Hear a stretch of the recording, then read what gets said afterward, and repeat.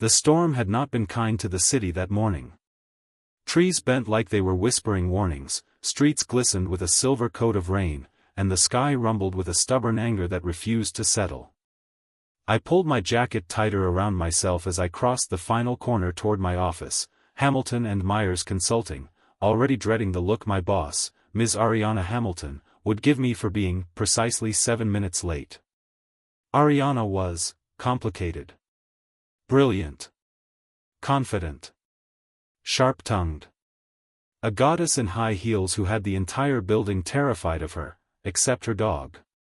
Her beloved golden retriever, Milo. He was the only one she melted for, the only thing that could make her smile like a human instead of a CEO forged in fire. But when I walked into the lobby that morning, dripping rainwater onto the marble tiles, the first thing I heard wasn't the sound of printers or footsteps. It was panic. Real panic.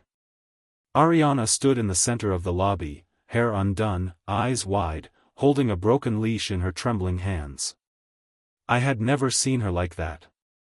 The unshakable woman who could negotiate million-dollar deals without blinking, looked like her world had fallen apart. "Milo is gone," she breathed. The words hit the lobby like a small explosion. Employees froze. Even the security guard looked helpless. "What do you mean he's gone?" someone whispered. Ariana held up the torn leash, her voice breaking for the first time since I'd known her. "He ran off during the storm, and I couldn't find him. I didn't think. I didn't question. I just stepped toward her. I'll find him." Her eyes snapped to mine, those storm-gray eyes that usually judged, measured, and calculated. This time they were pleading. You will?" I nodded. "Tell me where he ran." She gave me the location, directions, everything she remembered, even though her voice kept shaking. And then she whispered something I wasn't supposed to hear. "Please, don't let anything happen to him. He's all I have." That was the moment I knew I wouldn't stop searching until I found that dog, even if it took all day. The storm had calmed to a drizzle by the time I reached the park where Milo had last been seen. Branches littered the ground, and puddles splashed with every step I took. I walked for almost an hour, calling Milo's name again and again. "Milo. Boy. Where are you?" Nothing. But then, a faint sound. A soft whine. I stopped breathing. "Milo?" The whine came again, weak but desperate, from behind a fallen tree near the stream. I rushed over, and there he was. Milo lay trapped under a heavy branch, muddy and trembling, his fur soaked but his eyes lighting up the moment he saw me. "Hey, buddy, you're okay. I've got you." It took all my strength, but I managed to lift the branch and free him. Milo stood shakily, then pressed his head against my chest with a soft whimper. "Let's get you home." He licked my chin in agreement. When I walked back into the lobby with Milo in my arms, the building seemed to freeze again, only this time for a different reason. Ariana turned toward me. And everything stopped. Her eyes widened. Her lips parted. The leash slipped from her trembling hand. "Milo," she whispered. The dog barked weakly. Ariana gasped, actually gasped, and ran toward us, dropping to her knees as Milo leaped from my arms into hers. She hugged him so tightly I thought she might never let go. Tears streamed down her face. Real tears.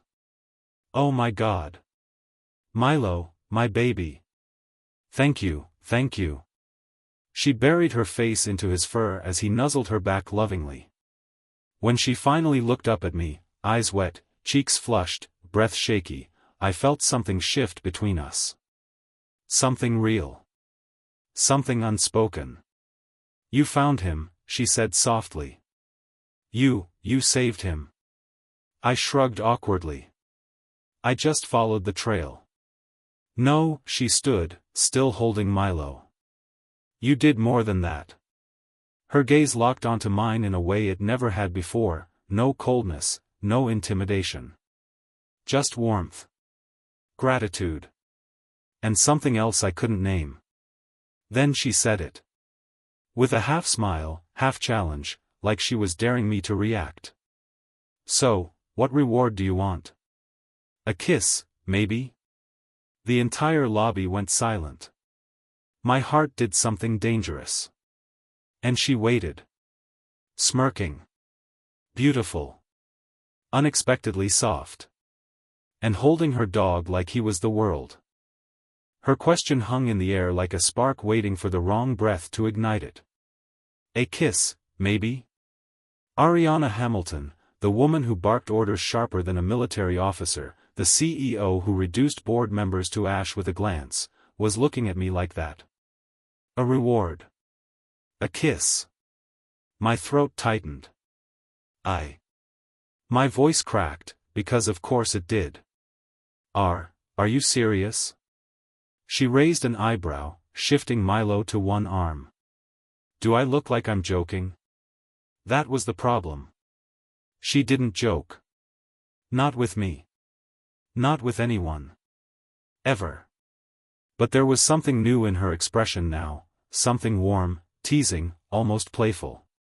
Like she had discovered a new version of herself she didn't know existed until this moment.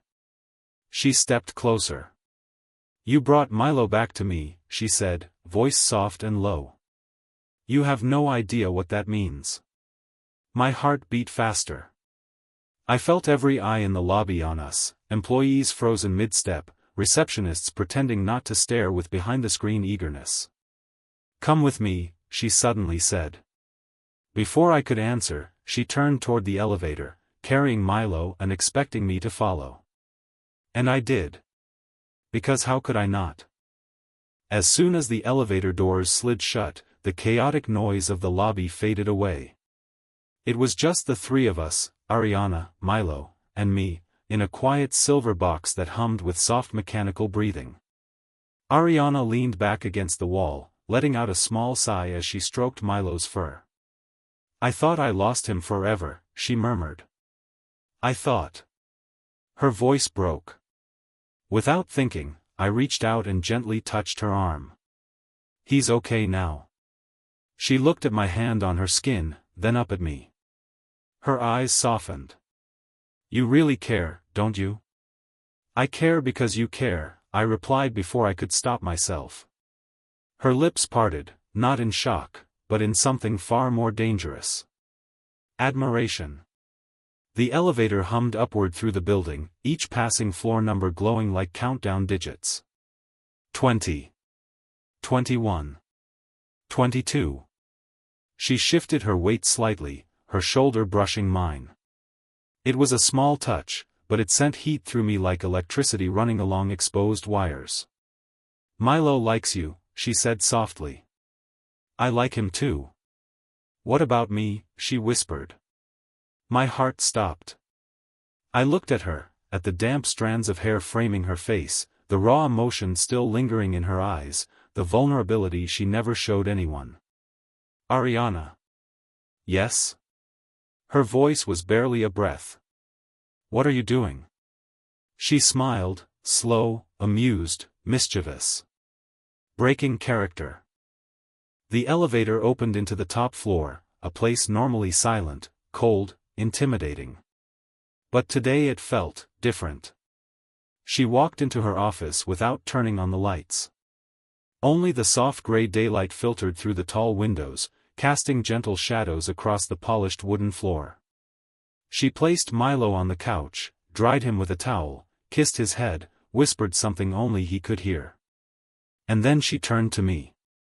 You want to know why I asked you about the reward? I swallowed. Yeah, actually. She stepped closer, slow, graceful, deliberate. This wasn't the CEO walking toward me. It was a woman. Someone softer beneath the steel. Because I don't know how else to show you how grateful I am. I opened my mouth. Closed it. Tried again. There were other ways, I said, voice unsteady. A bonus. A day off. A thank you email. She shook her head. I don't want to give you something generic, she said. I want to give you something personal. She was inches from me now. Her breath warm. Her scent, jasmine and rain, wrapping around me. Her eyes locked on mine with dangerous intent. And I thought, maybe you'd want something personal too. The distance between us dissolved. Ariana. Yes? You're my boss. I know. This is dangerous. I know. You shouldn't want this. She smiled. But I do. My pulse raced. And what, exactly, do you think I want? Her lips curved, a slow, confident, devastating smile that made my knees weaken. I asked you first, she whispered. Do you want a kiss? My breath caught. She took one final step forward, close enough for our bodies to touch, close enough for the tension to thicken around us like charged air before lightning. Her hand rose, fingertips brushing my jaw. I won't offer twice, she whispered. The world slowed. The rain outside softened. Milo curled into the couch like he understood what was happening. And Ariana waited, for my answer, for my permission, for the line to shatter between boss and employee. I leaned in, barely an inch. Yes, I whispered. I want the kiss. Her eyes darkened, her lips parted. And then the office door burst open. Ariana. The board meeting. She snapped around. Get out. The assistant fled instantly, slamming the door behind him. Now we were alone once more, breathing harder, standing closer than ever, tension coiled like fire between us. Ariana turned back to me slowly. Where were we? She whispered. Her hand slid behind my neck. And the kiss was seconds away.